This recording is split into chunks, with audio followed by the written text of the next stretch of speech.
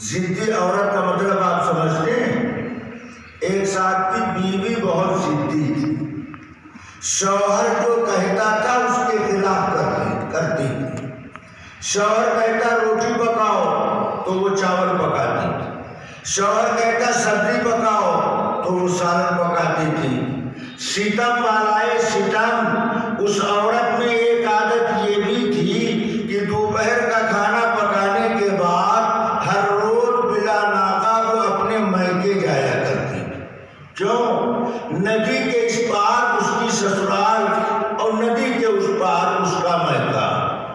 یہ غریب شوہر اس ضدی عورت کے ساتھ گزر بسر کر رہا تھا۔ برسات کا موسم آیا، سخت بارش ہوئی، ندی نالے پانی سے شرابور، سارا علاقہ جل تھل، تاحد نظر پانی ہی پانی۔ اب شوہر سوچنے لگا آج یہ دریا پار کر کے میکہ گئی تو دریا میں ڈوب کر مر جائے گی، اس کو دریا میں ڈوبنے سے کیسے بچایا جائے؟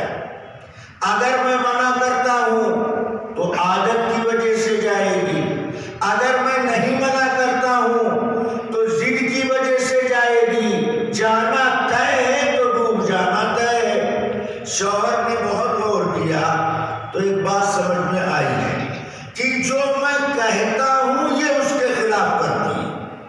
لہذا بیوی کے پاس آ کر کے شوہر بولا بھینس لے کر نہ جانا، تو اس نے نہلے پہ دہلا جواب دیا میں جاؤں گی، بھینس لے کر جاؤں گی۔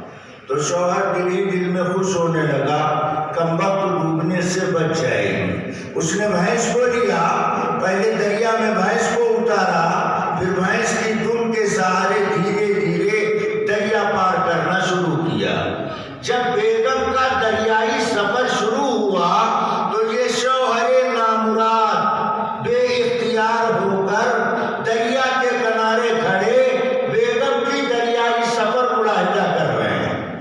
جب شوہر نے دریا کے کنارے کھڑے ہو کر دیکھا کہ بیوی بھینس کی دم کے سہارے بیچ دریا میں پہنچی، اب دریا کی لہروں نے للکارا، دریا کے تھپیڑوں نے دبوچا، تو اس بات سے بے اختیار ہو کر شوہر بولا بھینس کی دم کو نہ چھوڑنا۔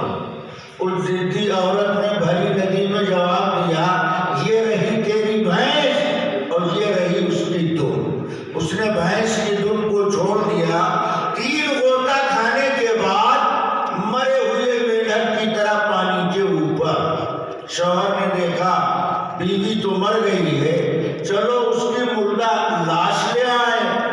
تو شوہر دریا کے کنارے روتا ہوا چلا جا رہا تھا، سامنے سے چند نوجوان آ رہے تھے، انہوں نے چچا کو روتا دیکھ کر روک کر پوچھا کیا بات؟ تو چچا نے کہا ہماری بیوی دریا میں ڈوب کر مر گئی ہے، میں اس کی مردہ لاش لینے جا رہا ہوں۔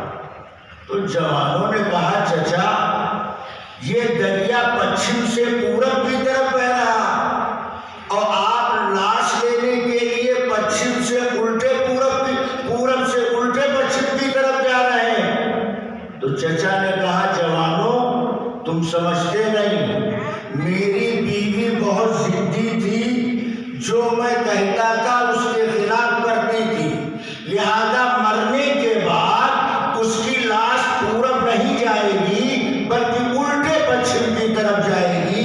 ان نوجوانوں نے کہا چچا اس بات کا پتہ چل گیا کہ ضدی عورت کے ساتھ رہتے رہتے تم بھی ضدی ہو چکے ہو، مگر میں آپ لوگوں کو ضدی نہیں سمجھتا۔